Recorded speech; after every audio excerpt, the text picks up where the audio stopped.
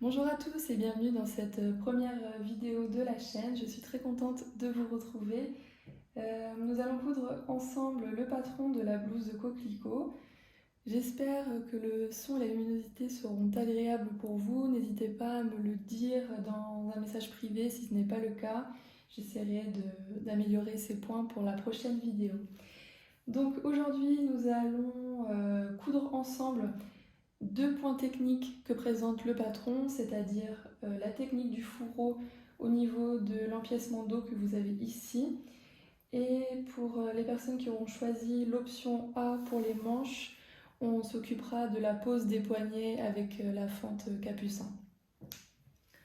Voilà, donc on commence tout de suite par le fourreau. Donc si vous avez fait l'étape 3 en entier, que vous avez fait le tout début de l'étape 4, vous devez arriver au même niveau que moi. Donc, à savoir, vous avez le devant qui est ici, avec sur l'envers la parmenture, que donc vous êtes venu sous-piquer à ce niveau-ci, et qui est bien invisible sur l'endroit.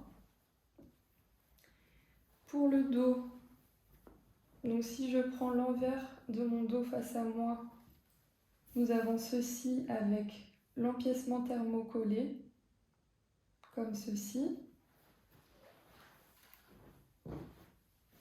Et sur l'endroit du dos, à ce niveau-ci, c'est l'empiècement dos qui, lui, n'est pas thermocollé. Voilà, et juste au début de l'étape 4, vous avez dû venir assembler les épaules dos et devant ensemble, comme ceci. Donc sur la pièce empiècement dos non thermocollé. Celle-ci, elle reste libre pour le moment avec le thermocollant. Au début de l'étape 4, je vous indiquais pour bien assembler le devant au dos, de venir marquer la marge de couture comme ceci. Moi je l'ai déjà faite, donc j'ai effacé la trace que j'avais fait au crayon. J'utilise un crayon friction, donc c'est un crayon qui s'efface avec la chaleur du fer. C'est très pratique. Donc vous venez comme ceci marquer la couture à 1 cm. Et pour le début du décolleté, pareil. Ainsi, vous obtiendrez un angle avec le crayon. Et de cette façon, vous pourrez venir assembler votre devant au dos. Donc ici, vous vous mettez bien embuté.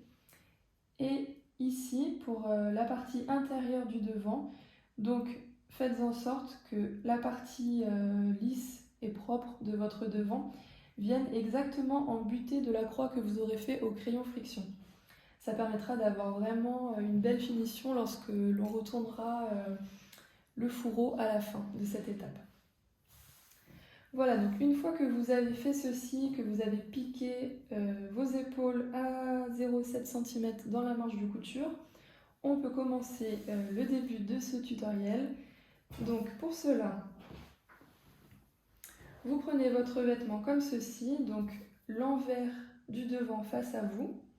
Je suis dans le même sens que vous, donc vous pouvez vous fier au sens de la vidéo. On va prendre cette épaule-ci dans notre main gauche, avec l'empiècement non thermocollé, et dans la main droite, nous allons prendre la même épaule, mais en tenant l'empiècement thermocollé.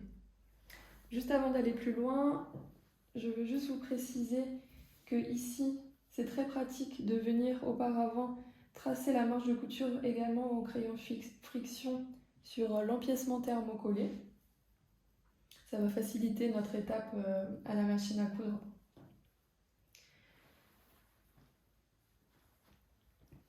Donc on reprend notre épaule non thermocollée dans la main gauche, notre épaule thermocollée dans la main droite, et vous devez normalement avoir votre pièce devant qui se situe face à vous sur votre gauche, et la pièce dos où il y a la partie front si jamais vous avez choisi de la mettre, qui doit être au milieu face à vous. Donc vous prenez votre vêtement comme ça, et vous venez tout simplement rejoindre endroit contre endroit les deux épaules. Donc vous pouvez essayer de faire en sorte que les pièces 1 et 2 ne vous gênent pas et vous venez tout simplement les positionner comme ceci.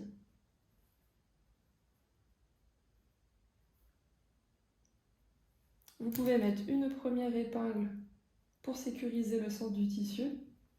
Ça évitera ainsi de faire vriller le tissu et à la fin de se retrouver avec un tissu dans le mauvais sens, ça serait vraiment dommage.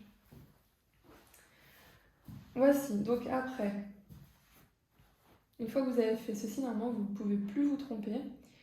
Vous pouvez essayer d'enrouler la pièce 1 et 2, donc le dos et le devant, sur lui-même pour qu'il vous gêne le moins possible, parce que ça fait rapidement des épaisseurs.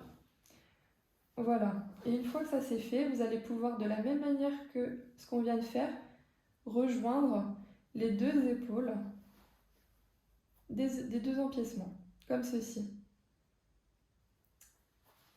Et de la même manière, on va venir mettre des épingles.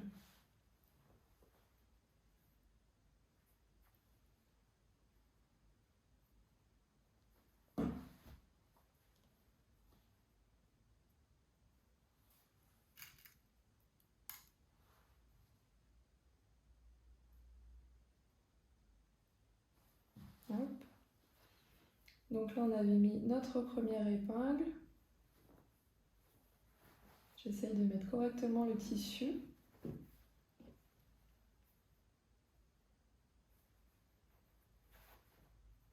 On peut épingler l'extrémité de l'épaule ici.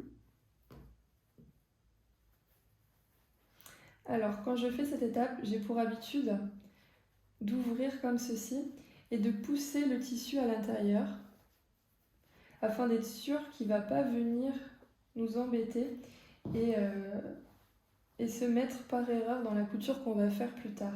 Il ne faut vraiment pas qu'il soit piqué, sinon vous serez obligé de découdre. Donc une fois que j'ai bien poussé mon tissu et que je ne suis plus du tout gênée, je peux continuer d'assembler mes épaules.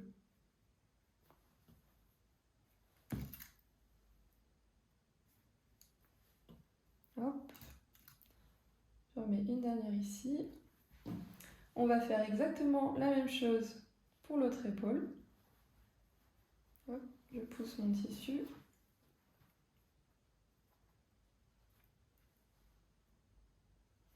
Alors moi j'utilise une viscose, donc c'est vrai que le tissu n'est pas très épais, donc ça ne fait pas beaucoup de matière. Mais suivant le tissu que vous allez utiliser, si par exemple vous prenez un lin,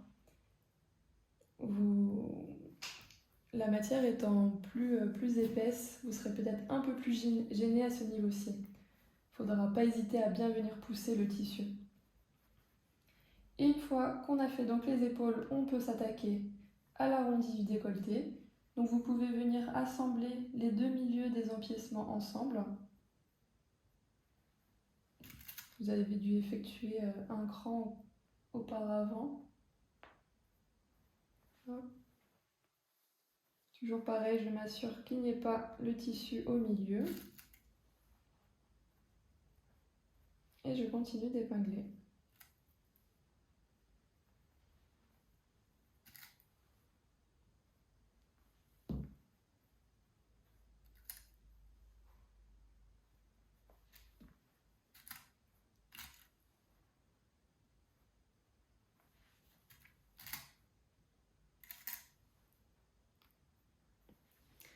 Voici, donc une fois qu'on a tout épinglé, c'est presque terminé. Donc vous avez bien votre pièce 1 et 2 qui ressort par un des côtés et votre fourreau qui est comme ceci. Donc ensuite vous allez pouvoir venir piquer la machine suivant le tracé que l'on a fait auparavant. Quand vous arrivez à l'angle, les deux angles que vous avez marqués ici, donc vous plantez l'aiguille dans le tissu, vous tournez votre crochet avant de continuer la couture de l'autre côté. Et je vais juste vous préciser une petite chose quand vous arrivez à l'angle. Donc par exemple, Je vais prendre l'autre angle, ça sera plus facile pour vous montrer. Hop. Donc par exemple, nous sommes à la machine, on commence à piquer cette ligne droite. On arrive au niveau de l'angle, aiguille plantée dans le tissu. Avant de tourner, je vais venir ouvrir les deux empiècements comme ceci et vérifier où est-ce que mon aiguille est plantée. Je vous explique. Alors en fait, l'idée ici, c'est que l'aiguille, je ne sais pas si vous allez bien voir, l'idée c'est que l'aiguille ne soit plus plantée dans l'épaisseur du devant. Vous voyez ici, j'ai ouvert les deux empiècements et j'ai la partie du devant qui est ici. Et l'idée, en fait, c'est que l'aiguille ne soit plus plantée dedans. Moi, là, l'épingle, elle est plantée dedans. Donc, si jamais ça vous arrive, vous pouvez tout simplement rebaisser votre pied de biche et continuer un point plus loin. Vous décalez juste dans le prolongement de votre ligne droite. Un point de plus, et là, vous vérifiez. Et normalement, vous aurez quitté la partie épaisse du devant. Et là, ça sera bon. Vous pourrez tourner votre tissu, continuer l'arrondi et faire la même chose, arriver au deuxième angle. C'est très important d'avoir l'aiguille qui est dépassée la partie épaisse parce que quand vous allez retourner votre projet, ça fera une finition beaucoup plus jolie, sinon ça va mal se positionner, l'angle ne sera pas beau. Donc de cette façon, vous aurez vraiment une finition de très belle qualité. Voilà, donc vous pouvez venir coudre tout ceci à la machine. Moi, je le fais de mon côté et on se retrouve après. Voici, donc je viens de passer à la machine la couture. Je coupe mes petites fils que j'ai pas fait. On va pouvoir venir retirer les épingles.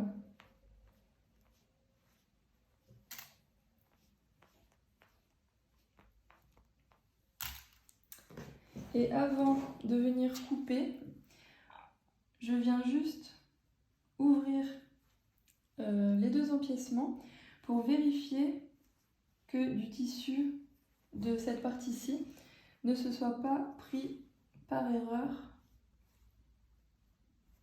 au milieu. Ça a l'air d'être bon. Généralement, quand vous poussez bien le tissu à l'intérieur, quand vous mettez les épingles, il y a vraiment très peu de chances pour que vous le piquiez. Donc c'est vrai que ça évite d'avoir à découdre. C'est plutôt agréable. Donc une fois que c'est fait, vous pouvez venir ici cranter les angles.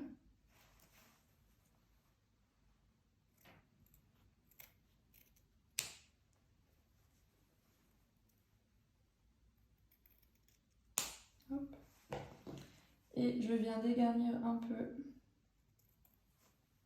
l'arrondi.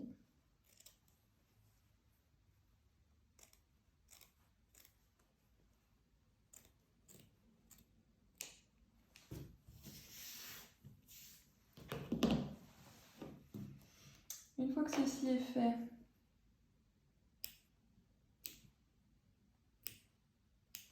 je viens cranter.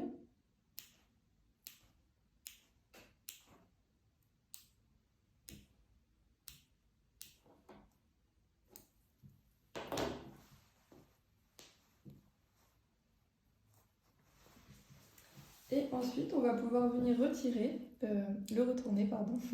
Donc pour ceci, vous allez devoir aider votre tissu en tirant sur les deux morceaux qui sont sur le côté. Vous pouvez tirer sur l'un et puis sur l'autre, sans vraiment forcer, bien évidemment, pour pas craquer les coutures. Et une fois que vous sentez que ça se retourne, vous pouvez le faire passer dans le tube. Hop.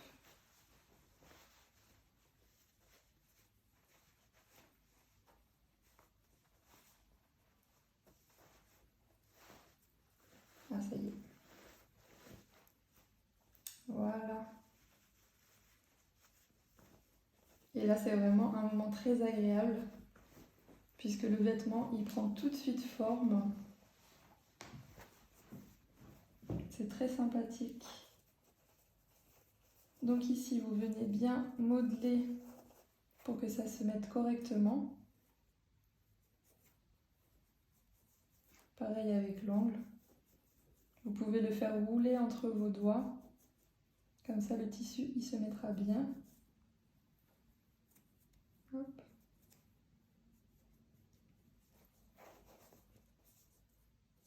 Et voici, tout s'est bien mis.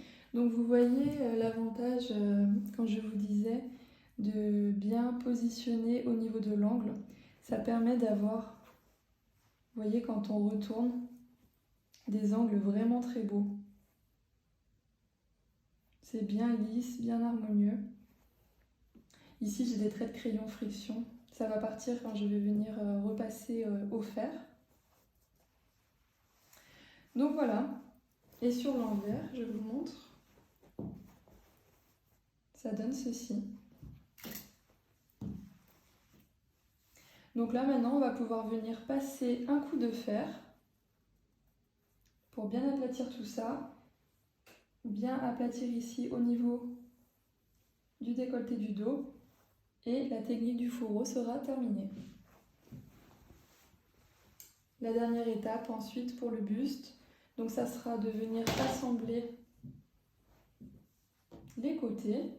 Donc pour cela, vous mettrez votre vêtement envers face à vous, donc épinglé endroit contre endroit.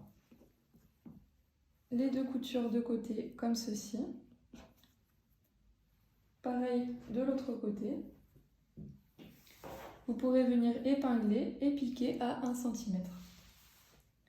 Et ensuite venir surjeter ou surfiler la couture et le devant sera terminé. Voilà pour l'étape du fourreau. J'espère que ça aura été assez simple pour vous, que la vidéo sera assez visible. Donc on se retrouve maintenant pour la pose du poignet dans l'option A des manches. A tout de suite.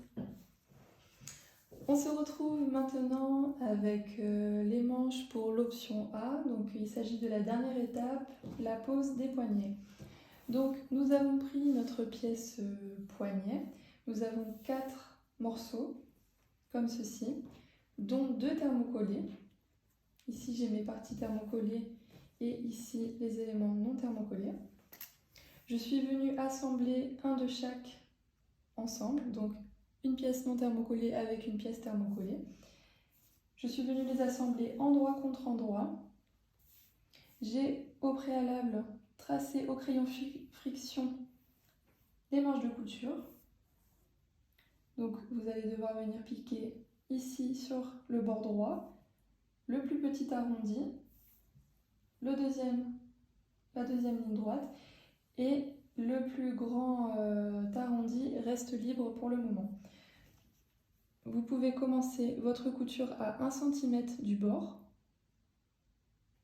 Vous ne la commencez pas tout en haut ici, vous décalez vraiment à 1 cm. Vous venez jusqu'à l'angle, vous faites l'arrondi, pareil ici, et là vous vous arrêtez également à 1 cm en haut de la pièce. Une fois que ceci est fait, vous allez pouvoir venir dégarnir les angles.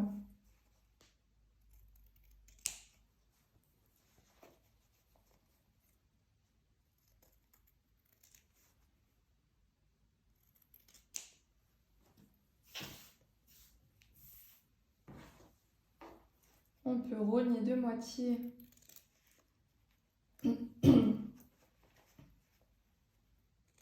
le petit arrondi.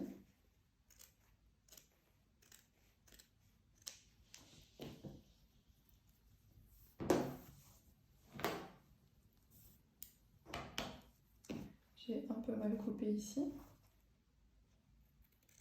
Hop, voilà. Une fois que ceci est fait, on peut venir cranter l'arrondi, comme ça se retournera beaucoup mieux.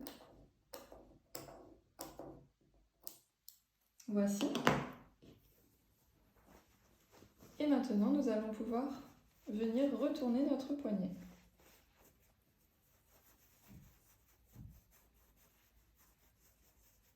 Donc pareil que pour le fourreau, vous pouvez venir faire rouler votre tissu entre vos doigts.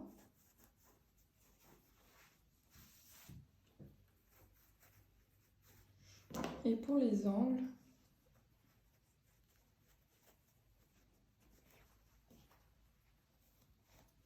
comme ceci. Je vais prendre mon crayon, j'ai pas envie de faire un trou.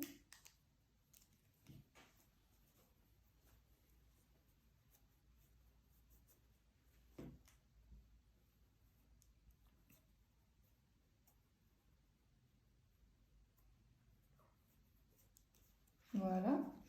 Et celui-ci.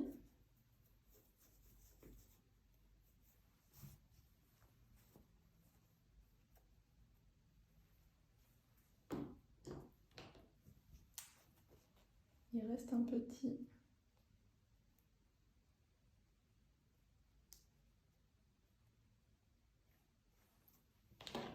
Voilà.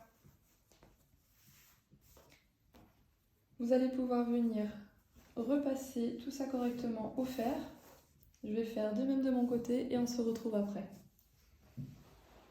Voilà, donc je viens de repasser la piqûre qu'on a fait correctement au fer. J'en ai profité pour effectuer un repli de 1 cm vers l'envers sur le côté thermocollé. Donc là, je suis venue plier comme ceci dans l'angle, tout l'arrondi, et j'ai fait pareil de l'autre côté. Ça facilitera l'étape finale pour la piqûre nervure. Et maintenant, donc, on peut reprendre notre buste. Vous, normalement, les manches sont déjà montées. Moi, je ne l'ai pas fait encore. Mais normalement, vos manches et votre buste devant et dos sont déjà assemblés. Donc, il s'agit ici de votre manche gauche. Vous avez le dos face à vous. La patte capucin donc, est sur l'envers de la manche gauche. Endroit du tissu face à vous. Vous allez pouvoir venir prendre votre poignet. C'est le côté non thermocollé qui sera contre la manche. Donc je prends le côté non thermocollé et je viens le mettre du côté droit de ma fente. Donc le côté droit, c'est le côté qui se rapproche, qui est le plus proche de la couture de côté de la manche. Et vous allez pouvoir venir, je vais déplier le pli que j'ai fait auparavant, vous allez pouvoir venir assembler au ras comme ceci et mettre une épingle à 1 cm.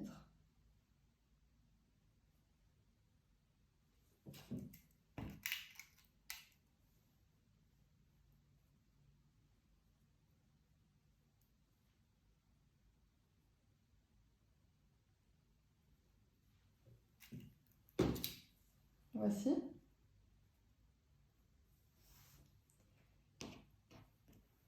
Je suis au préalable venue passer les 2 fils de fronce comme indiqué dans le livret, à 0,5 cm et le second à 1,5 cm. Ensuite, vous pouvez passer votre poignet en dessous, comme s'il faisait le tour de votre manche, comme ceci. Et maintenant, on se retrouve pour assembler l'autre extrémité de la manche. Donc là, vous allez avoir un cran que vous avez dû marquer lors de la découpe du tissu. Et ce cran-ci va venir se positionner tout au bord de la patte capucin. Donc vous voyez, de l'autre côté, on s'est mis bord à bord comme ceci. Là, on va décaler et on va mettre le cran sur le bord de la patte. C'est ce qui va permettre de créer le décroché et qui servira à la croisure pour la pose des boutonnières. Vous pouvez épingler également. Voilà. Une fois que ceci est fait, donc vous vous retrouvez avec ça. Je viens donc d'effectuer les fronces du poignet. Grossièrement, hein, je vais ajuster juste après. Voici, donc vous vous retrouvez avec ceci. Et nous allons maintenant pouvoir détendre les fronces pour qu'elles viennent s'ajuster avec la largeur du poignet.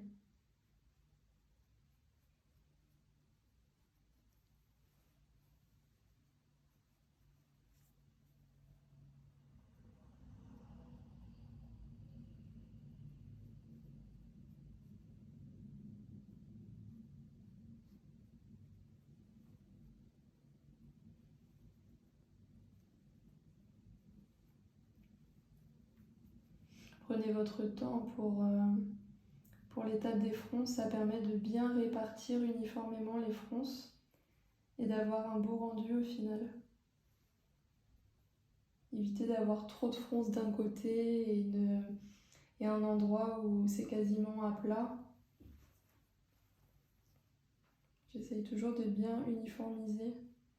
Là, il manque un petit peu encore, je vais détendre un peu. Et puis ça sera bon.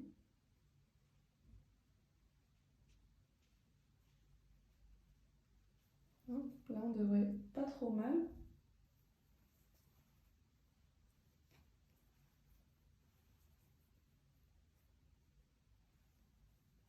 Il manque encore un peu.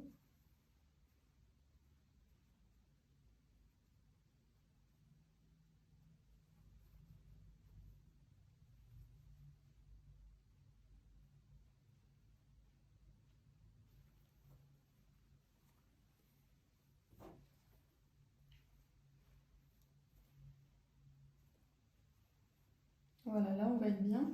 Alors je vérifie que les fronces soient uniformes.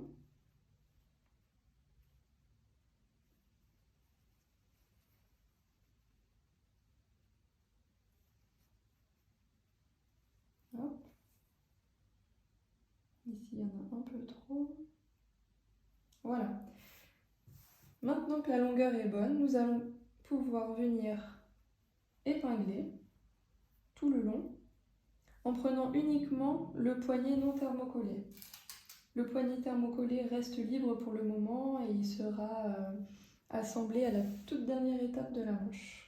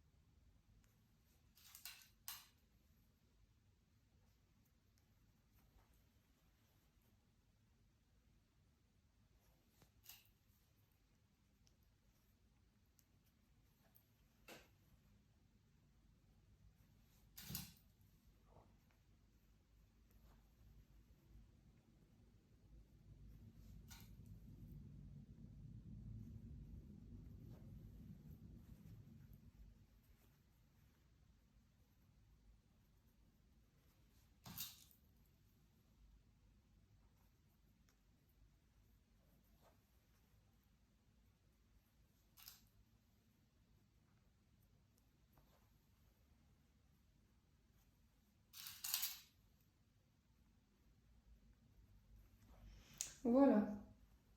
Donc le poignet est correctement épinglé. Nous allons maintenant pouvoir venir piquer à la machine à 1 cm. Donc pour cela, je vous conseille, donc il faut venir piquer uniquement 2 épaisseurs, surtout pas le poignet. vous allez pouvoir venir piquer à la machine. Je vais enlever celle-ci qui est mal mise. Voilà. Comme ça sera beaucoup plus facile de passer à la machine. Donc vous écartez bien votre poignet. Ici, il y a la partie thermocollée, ici non thermocollée. Vous la mettez bien à plat, de sorte à commencer votre couture vraiment au bord. Ici. Vous commencez au bord, vous piquez 1 cm tout le long de ce qu'on a épinglé. Et arrivé à l'autre extrémité, vous vous arrêtez juste au niveau de la patte capucin. Il n'y a pas vraiment d'importance à ce niveau, à peu près à la fin. Voilà. Je fais ceci à la machine et on se retrouve après.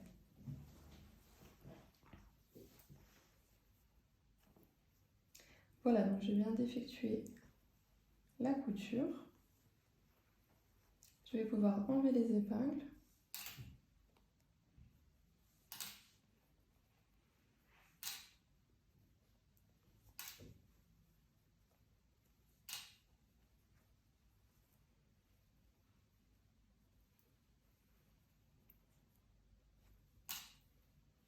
Et retirer les fils de fronce.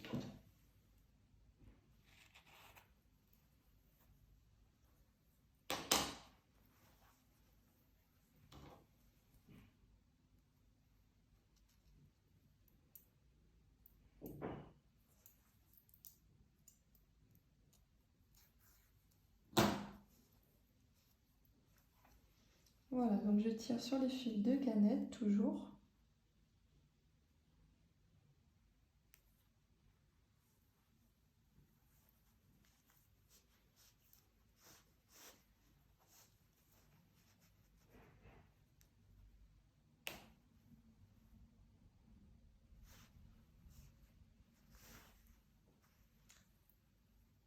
Mon fil il a cassé.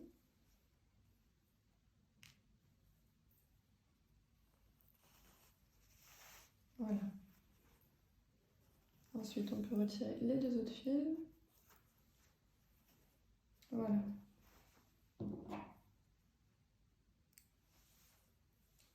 Je coupe les fils de ma couture. Là, c'est bon, j'avais déjà fait. Donc voilà, vous vous retrouvez avec ceci. Ça commence déjà à ressembler à un poignet. De ce côté-ci. Là, j'ai un fil.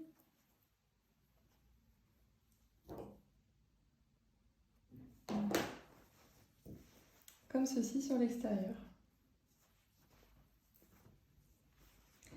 Alors maintenant, vous voyez que ici où on a préformé le pli,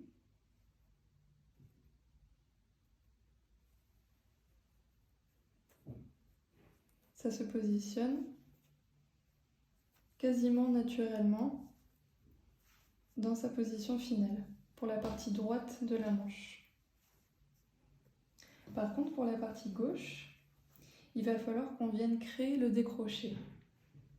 Donc vous voyez qu'ici, il y a du tissu en trop, on ne sait pas trop quoi en faire. Alors, vous allez venir positionner de nouveau sur l'envers votre angle, comme ceci. Vous voyez, la patte elle est ici. On vient repositionner sur l'envers. Vous pouvez remettre les 2 crans, les superposer les 2 crans. Mettre une épingle. Alors c'est un petit peu épais, il y a beaucoup d'épaisseur. Et épingler jusqu'à la couture précédente. C'est la couture qu'on avait effectuée au tout début des poignets. Voici. Du coup, maintenant, on va pouvoir venir piquer à la machine en partant de ce point-ci à 1 cm jusqu'au cran qui est là. Donc on va s'arrêter à peu près ici. Voilà. et on va venir coudre comme ceci. De cette façon, après on pourra venir dégarnir l'angle, retourner, reformer le poignet comme s'il était terminé et vous verrez que ça va créer le décroché. Je passe ceci à la machine et je vous montre après. Voici, donc je viens d'effectuer la piqûre à la machine. Je peux retirer les épingles. Et on va venir cranter l'angle. Donc on fait attention de ne pas avoir d'autres tissus indésirables dessous nos doigts. Et on vient dégarnir l'angle. Voilà. Je vais me couper encore un peu. Voilà. Et maintenant, on peut retourner l'angle de notre décroché. Hop.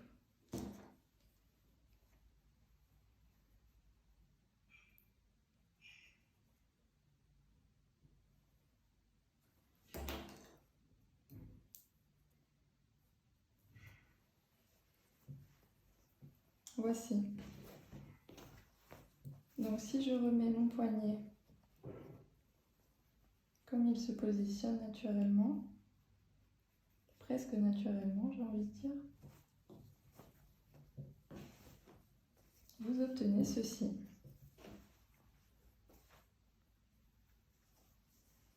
Donc pour le côté droit, c'est dans le prolongement de la patte capucin, et le côté gauche donc il va venir par-dessus pour former la boutonnière. Vous avez bien le décroché. Voici. Donc je vais venir passer un coup de fer à la machine. Et ensuite, vous allez pouvoir réaliser la dernière piqûre du projet pour la manche. Une piqûre nervure. Donc c'est-à-dire que par l'intérieur, vous allez venir positionner le pli que l'on a préformé auparavant du côté thermocollé 2 mm au-dessus de la couture d'assemblage précédente. Vous voyez, parce que si vous mettez juste sur la couture d'assemblage, ça ne va pas être pris dans la couture qu'on va faire. Il va vraiment falloir se positionner quelques millimètres juste au-dessus et mettre une épingle. Vous allez pouvoir faire ceci tout du long, jusque l'autre côté de la manche, jusqu'à arriver ici. Et ensuite, vous pourrez retourner votre projet et venir piquer sur l'endroit. Alors, le principe de la couture nervure, c'est de venir piquer ici, juste à la limite du tissu. Vraiment dans la couture d'assemblage précédente. De cette façon, elle sera au final invisible sur l'endroit. C'est pour ceci que sur l'envers, elle doit être 2 mm plus haut. Puisque si vous la mettez au même niveau, vous verrez que quand vous allez piquer à ce niveau-là, votre poignet ne sera pas fermé, la couture sera trop basse. Voici, donc vous pouvez réaliser ceci et votre manche sera terminée.